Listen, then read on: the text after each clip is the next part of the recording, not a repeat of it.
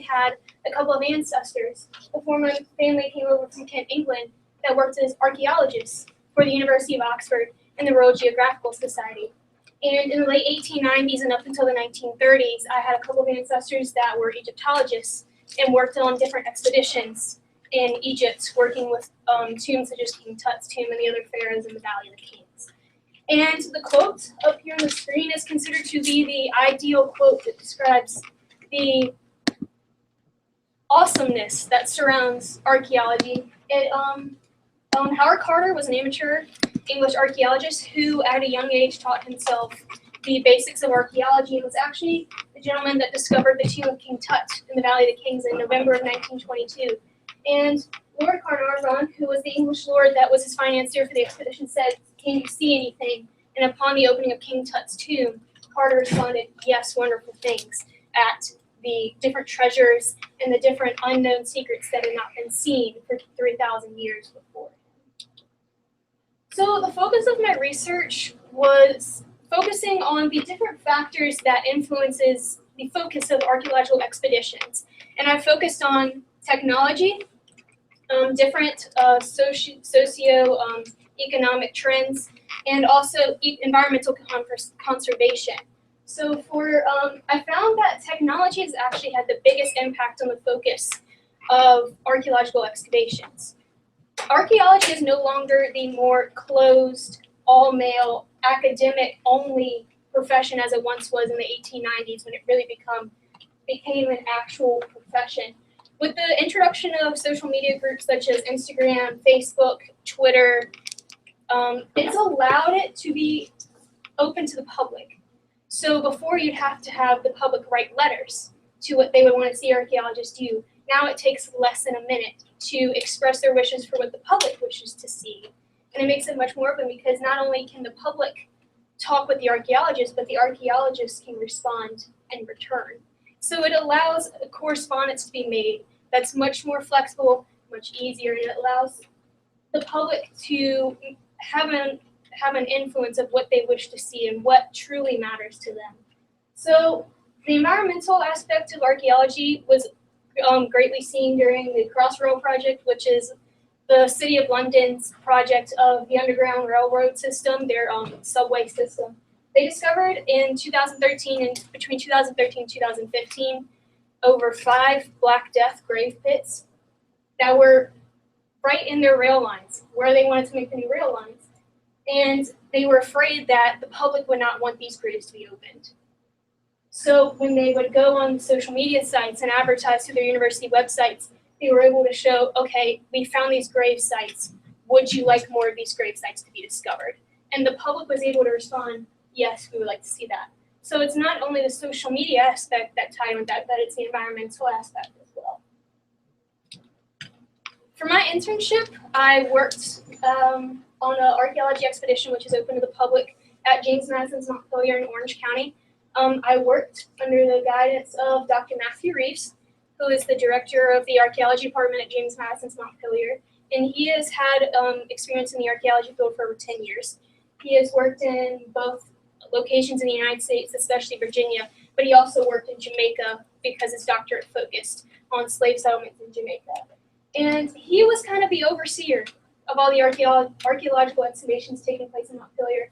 So he would allow, with everyone that was taking part in the expedition, he would divvy them up. So they would go with either the residential archaeologists there at James Madison's Montpelier or one of the interns that were working with the local universities. So I worked with Christine Heacock, who was one of the residential archaeologists at James Madison's Montpelier. And she basically helped me fulfill my goal for this internship, which was to learn the basics of archaeology. What field work do they do? How long are the hours? What artifacts do they expect to find? Just basically, what was the day-to-day interaction archaeologists had with each other along with the site? So at James Madison's Montpelier, I was working in the southwest yard, and days would typically start around 7:30, and we'd work until 3:30 to 4 in the evening with different breaks. And in Virginia, in the summertime, as you can imagine, it's hot, extremely hot. So we'd be working these long hours with a few breaks throughout the day, and we'd be working in different sites. And a variety of the sites, they were looking for perhaps different foundations foundations of buildings, different little holes where stakes have been for fences, landscaping walls that were used to bring the attention to the front of the mansion when people would come in on the carriage road. And I worked in 3 different sites with Christine Heacock. We worked on one that was excavating one of the foundations of the wall. Another one was the foundations of a building, and another one was looking for post holes where fences had been. And as you can see, where we were right by a tree. So one of the hardships that I found was roots. Roots were terrible. Some of them you could just easily snip at or cut out with your trowel. Others you had to bring in an axe to bring in. So it would stop a lot of the progress and made it a bit more tedious, but we were able to get past that. And this is an example of some of the different sites that have been excavated before we got there. So here you have what is the remainder of the base of one of the walls that you would see when you would drive up to the mansion in Montpelier, just to bring your attention to the front of the house. And another one, the picture to the top right, is just focusing on different foundations of possible buildings that could have been in. But when James and Dolly Madison like to keep on top of different fashion trends, especially from France, so when different architectural trends would, die out, so did the buildings on the land, so they'd level it and then build what was in fashion at that time. And this is an example of the piece of the pottery that we used. And the piece of the pottery that was found, it actually ties into the second part of my internship that I did, which was lab work. It wasn't just field work. So you'd get one day out of the week that you were there, and you would go to the lab and you would clean artifacts, sort them out, and interact with the public basically that came in, just to tell them, what they had found and let them, interact with it so it was hands-on. For my community service, I worked with Mr. Daniel Bono's 5th grade class at Thomas Jefferson Elementary School. And my goal for this, I have such a passion for history. And in a world where technology is kind of overtaking the passion, where there's more technological majors, it's kind of focusing more on math and science, I wanted to bring that passion for history back to younger children so they have that time to develop it before they actually have to go into their own separate fields of education. So my goal for this was to teach students about archaeology, see what they knew, and then go off of that, teach them about the history, the different techniques, and the possible things that they could find. So I went in with Mr. Bono's 5th grade class, and I created several different presentations for them. The first day, I went in to try and gauge, what did they know? When I originally went in, I was afraid that they were going to be, okay, archaeology is dinosaurs. Or archaeology is just where you sit in a pit and dig for hours, and you might find something. But when I went in and asked them what archaeology was, I was amazed. They were able to name different archaeology sites, different archaeologists, different archaeological excavations that were going on, and not just in Virginia, but internationally. And I found that Egyptology was the most popular part of archaeology because it has such, along with the mythology aspect, it's just such an interesting thing. So I created different presentations for them that included the different explorers, because exploration and archaeology is so tied together. Because many of the greatest archaeological discoveries that have been made were made by either amateur archaeologists or explorers. So I gave them that one that, okay, these are different sites that have been explored. Then I talked with them about different techniques of archaeology. I brought in a trowel and showed them the proper way to excavate a site. But then the second part that also tied in with this, but I also was using as my legacy, was I created a map that I would compile all the different archaeological sites of the world where, like, perhaps the greatest archaeological discoveries that have been made, and the ones that are just currently emerging. So,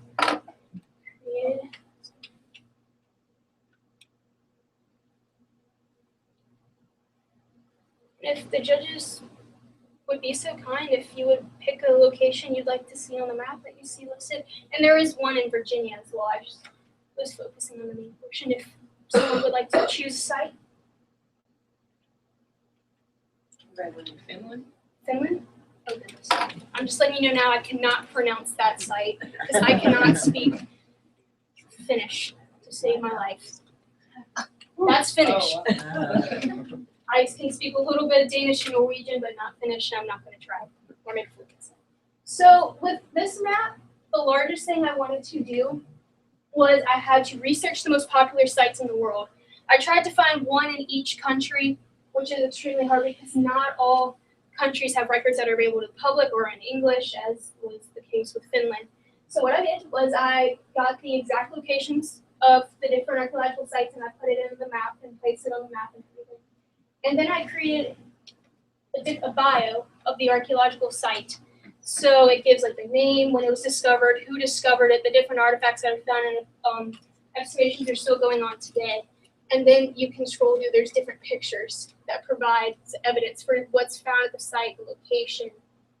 And I did this because I found when I was working with the students at Thomas Jefferson is they're visual learners. They're hands-on. They want to see it not only on a local scale, but a global scale. So a digital map provides all that because it's easily accessible. They can visualize it. It's not just written on a paper. They can see where it is and in relation to where they're at. And the pictures as well make it to where they can easily see what they want to do. And this was something that I know would not be temporary. I will continue to add to this. And people can access it that aren't just in governor school. If they have the link, if they have the name of the map, they can always come back to that. And when more archaeological discoveries are made, I can add it to the map. So it's not just, it's very dynamic.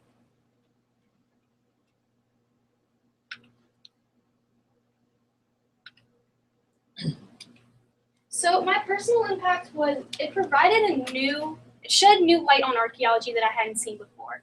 Before I had just seen the historical aspect of, the general images that you get from movies. So you get the images of the men going through the desert and the jeeps going to their archaeological excavations and, getting lost, perhaps not finding it. This provided a new light to me that it's a very open profession. It's very public now, so anyone can take part. It's not just the older gentlemen in the suits preaching at universities of what they learned. When I was working at Montpelier, there were a lot of children, a lot of school children, a lot of college-age young adults there. So it just shed a new light on that, and it actually helped solidify my idea of possibly going into a profession that ties in both history and archaeology, because both go hand in hand. So it had that impact of just adding the fire to the passion that I had for the subject. So it made me appreciate what my ancestors did, and because I saw all the hard work that went into it. Where do I go from here? I will be attending the College of William and Mary this coming fall, and I plan on double majoring in either history and Germanic studies or history and classics. I'd just like to say thank you to my parents for dealing with all the long rants at the dinner table about the new research that I discovered that day. I'd like to thank my donor school class. You guys are such a great support group. We've become such a close-knit family. And I'd like to thank my mentors, because without them, I would not have been able to do this. They provided information that I would not have been able to figure out on my own. Any questions? Yes? Back in your internship slides, most of what you're working underground, you had it in squares. What is the story behind them? The different squares, those are the different sites. There's a precise measurement that they have to use for the different sites. So when they find a location that perhaps has interest for what they're looking for, they'll map out the different squares for the different possible sites that they're looking for. So those are each individual site that they want to work. Yeah. You kept saying trowel. Trowel. Exactly is that? It's one of the instruments. Does anyone here do gardening? So it's like the trowel, similar to that, but it has the more triangular head. So it has a sharp edge, so you can dig into the ground and. You had to put on one of your, that little shard of pottery that had a trowel on it. That little tiny. Yes, that's. That kind of. It's similar. It's similar to that. You mentioned in your research that you said that archaeology has become more inclusive from its exclusive start. Was it a gradual thing, or was it more when the internet and technology kind of took off? It was very gradual up until that point. Once the internet came about, it was a very rapid process. And once the more social media outlets started popping up, that's when it also increased the pace of it. Yes? Did it increase popularity of it as a field, or participation in terms of discovery? It did both. It did both as well, because once it increased in popularity, more people wanted to do it. So there was more people trying to get into the archaeology field, whether it's a profession or as a hobby. So it increased both as well.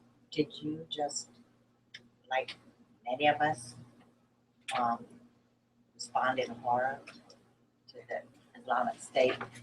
That was very heartbreaking It to wasn't watch. it? It was very heartbreaking to read. I get the See alerts on my those. phone and I scroll down. I'm like, this is the worst thing Yeah. that could possibly happen. Pretty devastating. But actually, the same day that happened, they discovered this tile floor in Turkey. So it's like they lost one site and they found this. I mean, it's a mosaic floor that's 3,000 years old and it's in perfect condition. So I mean, it was heartbreaking, but it's comforting to know that they're still finding sites in such perfect condition. Yes. This is just one personal question.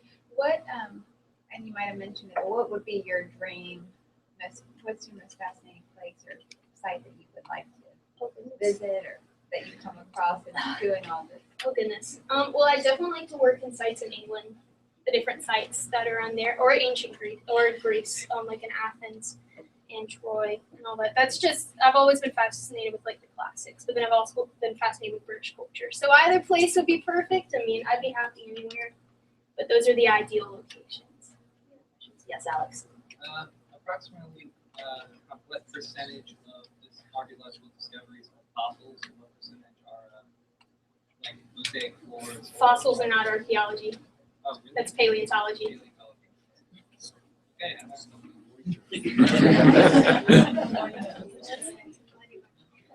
Anything else? Any other questions? All right, thank you.